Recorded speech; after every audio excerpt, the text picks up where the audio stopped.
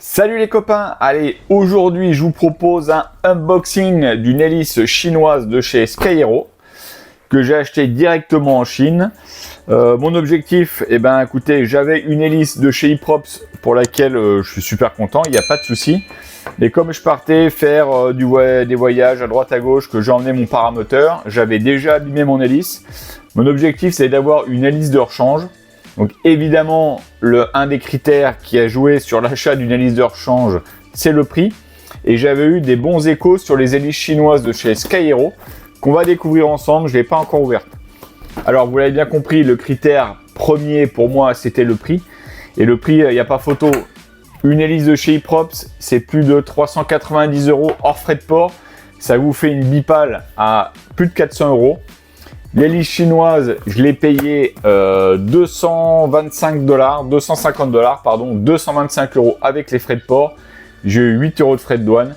Ça m'est revenu à 230 €. Donc il n'y a pas photo entre 400 € et 200 €. Bon bah voilà, j'ai porté mon choix sur une hélice chinoise qui avait bonne presse. Donc je l'ai ouvert pour être sûr que j'avais pas une poupée gonflable dedans. Et bah écoutez, on va découvrir ça ensemble. Allez, c'est parti. Alors, dedans, qu'est-ce qu'on a? On a directement l'hélice qui a l'air d'être pas trop mal emballée. On va ouvrir ça directement.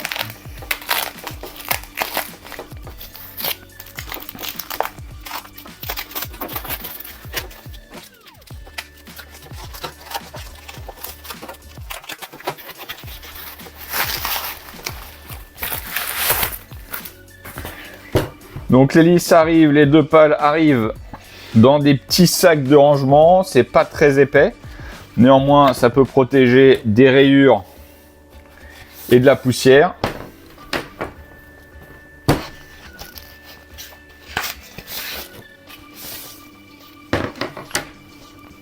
Voilà, et là on a les deux pales hélices de chez Sky-Hero.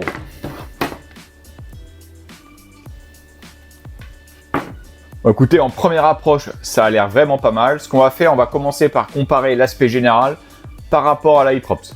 Allez, on va regarder l'aspect général donc des hélices. On va déjà regarder l'aspect de la fibre de carbone, comment elle a été collée et faite. Écoutez, vous voyez par vous-même, il n'y a rien à dire, c'est nickel. La fibre, elle est super bien collée, même sur la Hyprops, c'est pas aussi propre.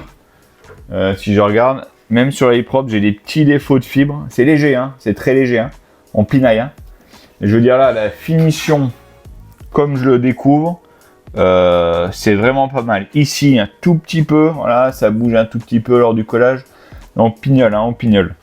Le vernis, il est nickel. Écoutez, pas à dire grand chose.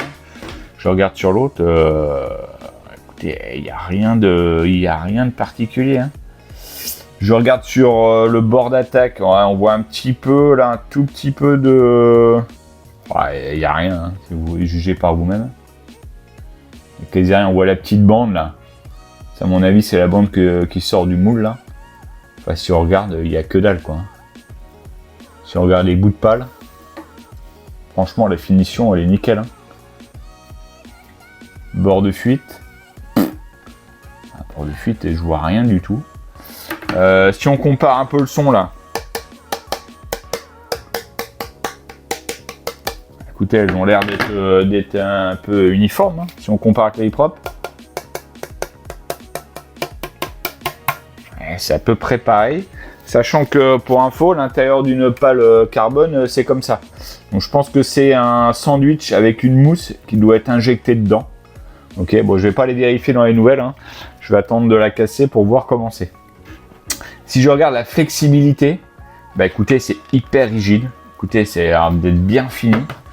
Si je regarde le moyeu, en tout cas le centre de la... Écoutez, ça a l'air d'être aussi résistant. Ce que je vois, c'est que c'est un peu plus fin. C'est un peu plus fin que la Hyprop. Ouais, je pense que c'est un tout petit peu plus fin, quoique... Ouais, c'est un petit peu plus fin. Bon, en aspect général, écoutez, je crois qu'il n'y a rien à dire. Elles sont vraiment bien faites, vraiment bien finies. Bon bah voilà, hein, jugez par vous-même. Alors un truc qu'on vérifie pas toujours, moi je suis sur du bipal 130 cm. Et ben on va comparer la différence de longueur, ou on va bien comparer, voir si on a les mêmes longueurs entre Hyprops et chez du coup Sky Hero.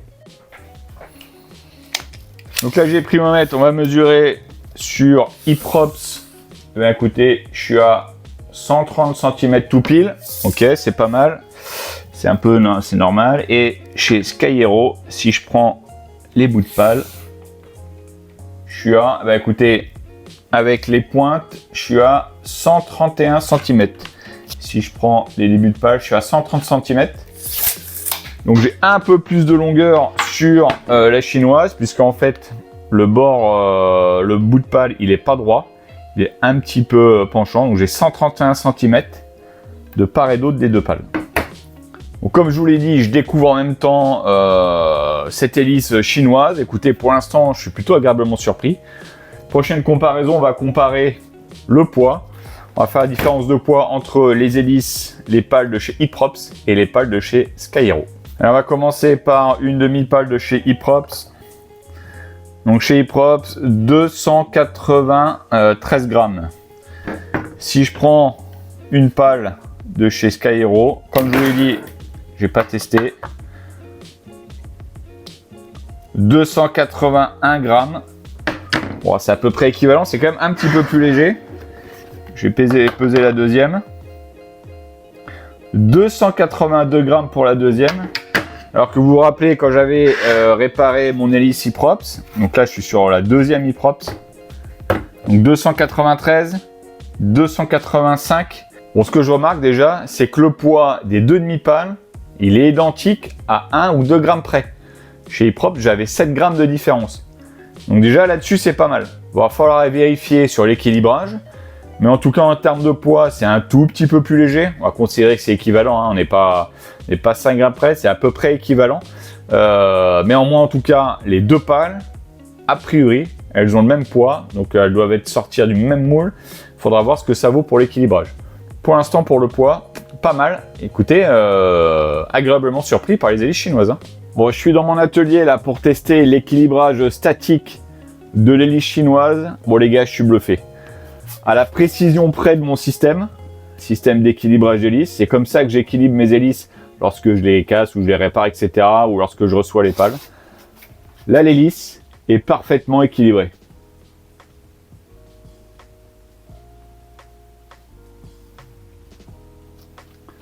Alors mon système, il n'est pas hyper précis. Enfin, en tout cas, ça permet de bien dégrossir l'équilibrage statique. Voilà, je suis particulièrement bluffé. L'hélice, là, les deux pales, elles ont le même poids. J'ai touché à rien. Elles sont parfaitement équilibrées. Chapeau. Bon, les copains, qu'est-ce que je pourrais dire là? Écoutez, là, je suis bluffé. Je découvre avec vous l'hélice. Donc, si on récapitule, j'ai commandé mon hélice le 17 août. Contact direct avec la personne sur Messenger, échange pour bien confirmer le produit que je voulais. Parce que si on va sur leur site, que vous avez là, je vous donne l'adresse, il n'y avait pas le modèle, je les ai appelés directement. Alors est-ce qu'ils ont fabriqué le modèle pour moi ou pas, je ne sais pas. Sachant qu'il faudra encore faire des tests en vol pour voir ce que ça donne. Ceci étant dit, donc, contacté le 17 août. J'ai reçu l'hélice le 10 septembre. Donc ça a mis 3 semaines pour recevoir l'hélice. J'ai payé via PayPal, directement un virement. Derrière, ils m'ont envoyé le bon, le flash code, le code barre, comme quoi ça avait bien été livré. J'ai pu avoir un suivi de colis. Donc je rappelle, j'ai payé ça 225 €. J'ai eu des frais de douane, 8 €. Donc j'ai payé cette hélice 233 €, 232 € par rapport aux 400 de la Hyprop. Un truc qui est un peu cheap, c'est l'autocollant. Donc là, ça va virer et je vais mettre un autocollant, je pense, ou un sticker 500 G paramotor. Mais au-delà de ça, bon, c'est pas mal, hein. Donc si on récapitule le prix, quasiment moitié prix. L'aspect général, franchement, ça, c'est bluffant. Si on enlève Sky Hero et qu'on met Hyprops, on voit pas la différence. Le poids, parfait. Le poids, c'est aussi léger, voire un tout petit peu plus léger, mais bon, sachant que j'ai quelques centimètres en plus. Donc le poids, rien à dire. L'équilibrage, parfait. Écoutez, bah, rien à dire non plus. Écoutez, pour l'instant, l'hélice chinoise, écoutez, c'est bluffant. Donc il reste forcément 2 choses à faire. Il va falloir le monter sur la machine, tester le pas de l'hélice. Là, comme ça, je suis incapable de savoir si le pas il est équivalent à celle que j'ai pour la e-prop. Donc il va falloir que je monte l'hélice, que je teste au sol pour voir le nombre de tours que prend le moteur par rapport à mon hélice e-prop, et évidemment faire un tour en vol pour voir si la poussée est équivalente, pour voir quelle différence je pourrais sentir avec cette hélice, si je me sens un peu mieux, un peu moins bien. Mais le gros point qui va être important, ça va être le nombre de tours que prend la machine. Là, ça va dépendre du pas de l'hélice, et ça, on voit ça sur une prochaine vidéo lorsque j'aurai testé l'hélice en vol.